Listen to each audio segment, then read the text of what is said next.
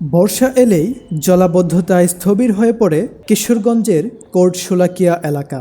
দীর্ঘদিনের এই দুর্ভোগের স্থায়ী সমাধানের আশ্বাস দিয়েছেন কিশোরগঞ্জ ১ আসনের সংসদ সদস্য মাজহারুল ইসলাম। রোববার দুপুরে সদর উপজেলার মহিনন্দ ইউনিয়নের কোর্ট শোলাকিয়া এলাকায় জলাবদ্ধতা কবলিত স্থানগুলো সরেজমিনে পরিদর্শন করেন সংসদ সদস্য মাজহারুল ইসলাম। এ সময় তিনি স্থানীয় বাসিন্দাদের সঙ্গে কথা বলে দীর্ঘদিনের জলাবদ্ধতার কারণ ও তাদের দুর্ভোগের বিষয়গুলো শোনেন। এলাকাবাসী জানান, পর্যাপ্ত ড্রেনেজ ব্যবস্থা না থাকায় সামান্য বৃষ্টিতেই বাড়িঘর, সড়ক, এমনকি সমিল কারখানাতেও পানি জমে যায়।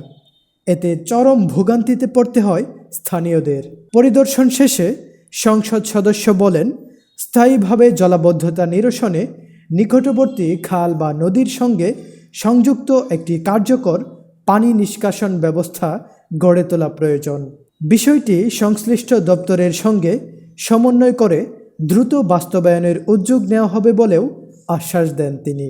এ সময় মহিনন্দ ইউনিয়নের ৯ নং ওয়ার্ডের স্থানীয় বিএনপি ও অঙ্গ সহযোগী সংগঠনের নেতাকর্মীরা সংসদ সদস্যকে ফুল দিয়ে শুভেচ্ছা জানান।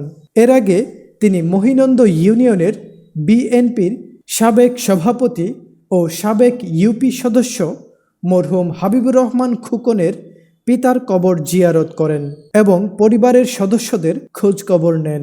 উল্লেখ্য, কিছুদিন আগে কোর্ট শোলাকিয়ার এই দুর্ভোগ নিয়ে কিশোরগঞ্জ প্রেসে একটি সংবাদ প্রকাশ পায়, যা প্রচার হলে ব্যাপক আলোড়ন সৃষ্টি করে।